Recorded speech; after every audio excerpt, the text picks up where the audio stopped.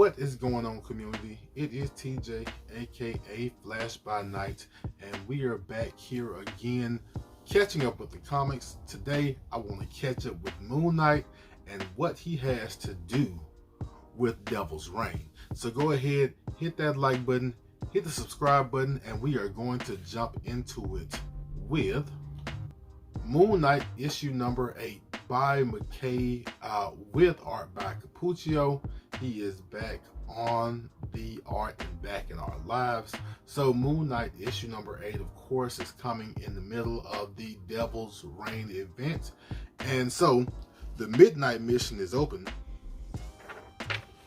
but Dr. Vader, aka Hunter's Moon, is in fact the person right now in charge of the Midnight Mission, which is basically Moon Knight's set up to kind of take care of his people, his travelers of the night in the neighborhood. But Mark Spector Moon Knight is kind of tied up at the moment. We'll get to that later.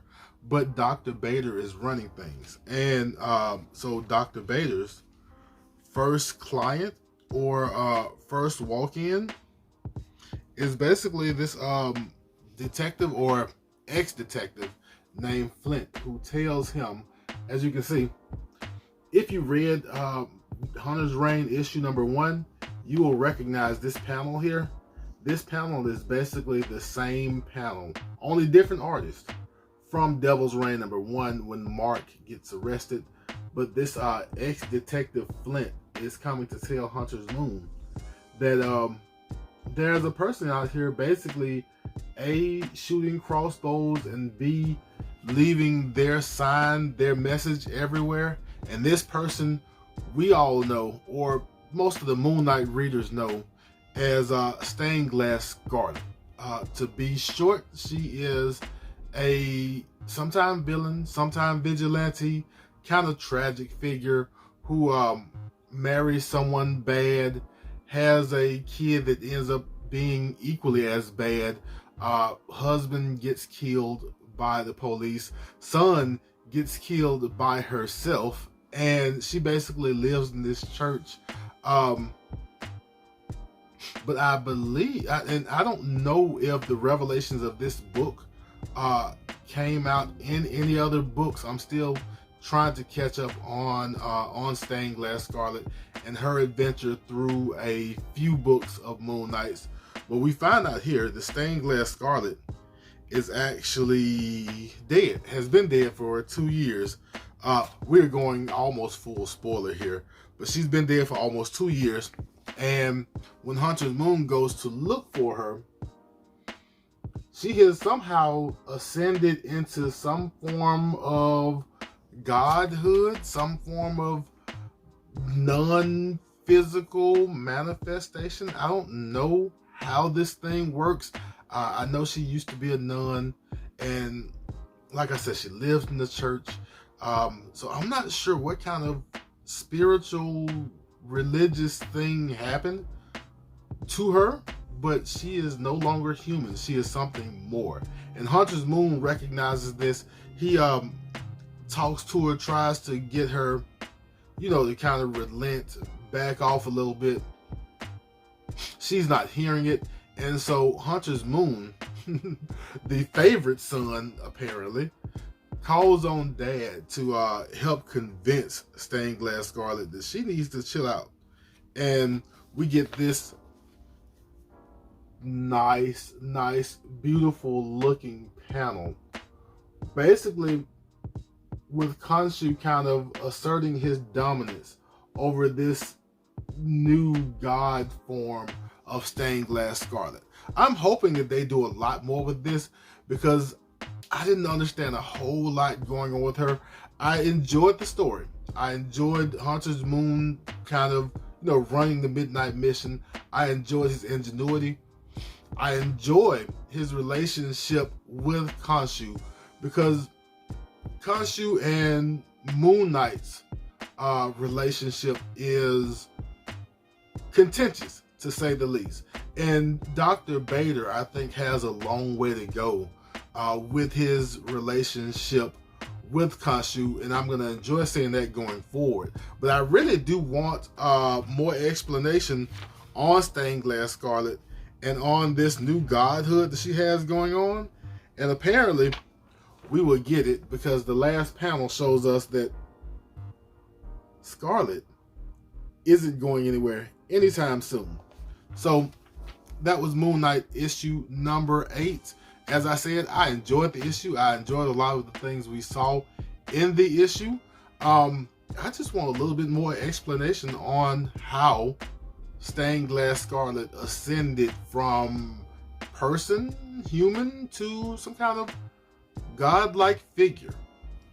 And speaking of Devil's Reign, which I was, we checked out Devil's Reign issue number 4 of 6 from Chip Zdarsky with Mark Checchetto, or Cucchetto on the art. I've heard it said a few different ways, so we'll work on it. But anyway, Devil's Reign issue number 4, of course, follows this event where Wilson Fisk, formerly the Kingpin, now the mayor of New York, is trying to use the powers of the Purple Man to kind of A, make sure he wins the next mayoral election, and B, using his powers as mayor to try and eliminate all of the street level heroes in New York. Basically either lock them up or have them in hiding, whatever you want to have it. And he is using this team of Thunderbolts, most widely known U.S. agent John Walker and the Rhino and some other muscle to try and help out in this effort to get rid of some of our street level heroes. So we get into issue number 4, and we find out that at least since issue number 3, we've had at least 2 weeks pass of Wilson Fisk's reign, and this issue is a lot about Matt Murdock. I'm sorry. Kind of thinking through what he's done in the past, how he's moved, how he's related to Fisk, and how we have gotten here, and what mistakes he may have made or whatever. But he's also not giving up. He's going to see Foggy, who I think got roughed up in issue number 3. For clarification, I didn't read issue 3. I missed out on it, so I had to try and get some issue 3 details from some other reviews. But he's going to see Foggy, and so some of his relationships are up in the air in this book. But we also really get Fisk figuring out what's going on with the Purple Man's children and what problems they may be causing in his life. And so he's going to send his Thunderbolts after these children, and that is probably not going to sit well with at least some of his Thunderbolts team. As you see, John Walker is kind of questioning this whole gathering children thing, and there's also another member who questions this. And for those who have read Miles Morales Spider-Man issues number 1 through 3, I think you'll see another member of the Thunderbolts team and question his motives and why he's doing what he's doing. But then we find out that he also isn't really on the side of everything Fisk wants to do. And so we get Spider-Man basically telling, from the intel he got from this certain Thunderbolts member, basically telling the team what he is up to, or what Fisk is up to, and trying to fan out and stop them.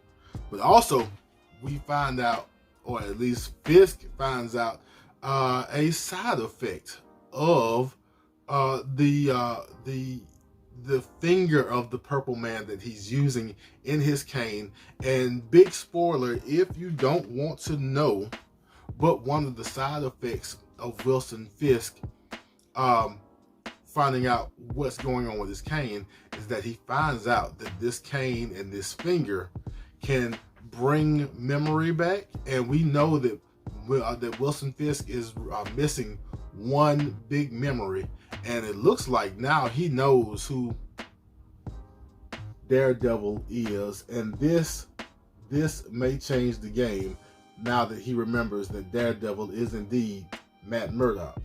So that was kind of Devil's Reign number 4, what I got out of it.